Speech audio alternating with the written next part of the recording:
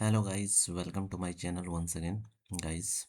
तो हम लोग डाइजेस्टिव सिस्टम पढ़ रहे थे। डाइजेस्टिव सिस्टम का डिटेल्स में हम लोगों ने पूरा डिस्कस कर लिया और अब हम लोग उसका ऑब्जेक्टिव कर रहे हैं ताकि किसी भी तरह का छूटे। तो ऑब्जेक्टिव में दो पार्ट हो चुका है, तीसरा पार्ट है।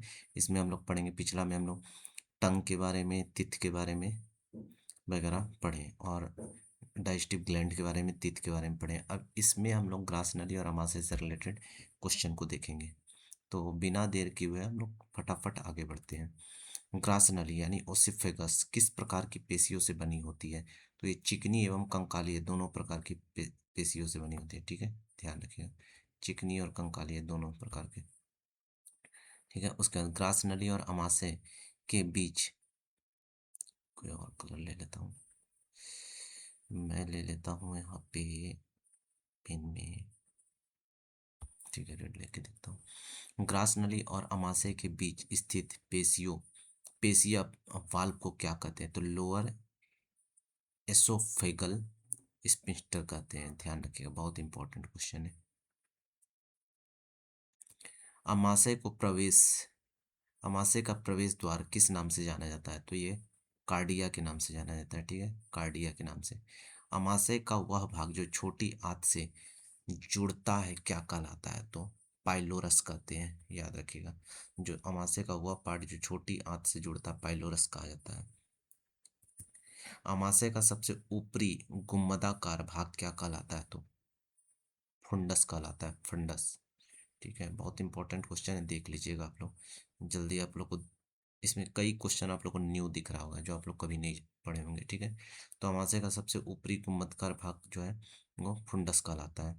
अमाशय की अंदरूनी परत में पाए जाने वाले मोड़ों को क्या कहते हैं? तो रफिक कहते हैं। ठीक है, रग कहते हैं, रग। प्रोनाउंसिएशन आप लोग देख लीजिएगा अपने अकॉर्डिंग। अमाशयों में HCl का निर्माण मुख्यतः किस कोशिका द्वारा होता है? तो पैरिएटल सेल के द्वारा होता है HCl का निर्माण। ठीक है, हाइड्रोक्लोरिक एसिड, पैरिटल। और अमाशय की चीप सेल्स मुख्यतः कौन सा पदार्थ स्रावित करता है? तो चीप सेल जो है पेप्सिनोजिन। ठीक है, पेप्सिनोजिन स्रावित करता है चीप सेल। पेप्सिन किस रूप में स्रावित होता है? पेप्सिनोजिन के रूप में। ठीक है, पेप्सिनोजिन के रूप में। पेप्सिनोजिन को पेप्सिन में सक्रिय करने में मुख्य भूमिका किसकी है? HCl की, हाइड्रोक्लोरिक एसिड की है। अमाशय की म्यूकस परत का प्रमुख कार्य क्या है? अमाशय की दीवार को अम्ल और एंजाइम से सुरक्षा देना। अमाशय की दीवार को अम्ल और एंजाइम से सुरक्षा देना। ठीक है, अमाशय की म्यूकस परत का प्रमुख कार्य क्या है? अमाशय की दीवार और अम्ल और एंजाइम से सुरक्षा देना। अमाशय में बनने वाला इंट्रांसिक फैक्टर किसके अवशोषण के लिए आवश्यक है? तो विटामिन B12। ठीक है, इंट्रांसिक फैक्टर मुख्यतः किस कोशिका द्वारा स्रावित होता है? ये पेरिटल सेल के द्वारा होता है। ठीक है, इंट्रांसिक फैक्टर मुख्यतः किस कोशिका द्वारा स्रावित होता है? तो ये पेरिटल सेल के द्वारा।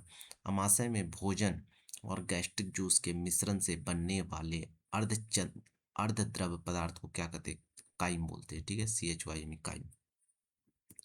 अमाशय में प्रोटीन पाचन के अतिरिक्त कौन सा पोषक तत्व सीमित मात्रा में पच सकता है? कार्बोहाइड्रेट, प्रोटीन के अलावा। ठीक है, कार्बोहाइड्रेट सीमित मात्रा में। अमाशय से छोटी आंत में भोजन का प्रवेश किस संरचना के द्वारा होता है? पाइलोरिक स्फिंक्टर के द्वारा होता है, ध्यान रखिएगा।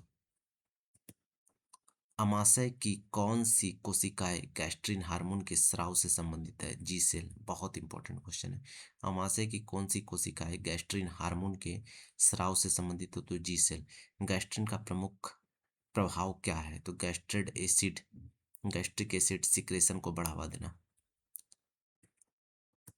अमाशय की दीवार में मुख्यतः कितनी प्रमुख पेशियां परतें होती है? तो इसमें 3 प्रमुख पेशियां परतें होती है अमाशय की दीवार में। ठीक है, आप लोग पिक्चर देखिएगा, जो डिटेल पढ़ा है उसमें तीनों फोटो के साथ समझाया गया है उसमें, तो बढ़िया ध्यान से देखिएगा। अमाशय में पाचन के बाद काइम सबसे पहले छोटी आंत के किस भाग में प्रवेश करता है? ड्यूडोनम में। ठीक है, छोटी आंत के किस भाग में? ड्यूडेनम में। ठीक है, तो इसी के साथ ये आपका सेट फिनिश होता है अमाशय। आप हम लोग नेक्स्ट देखेंगे।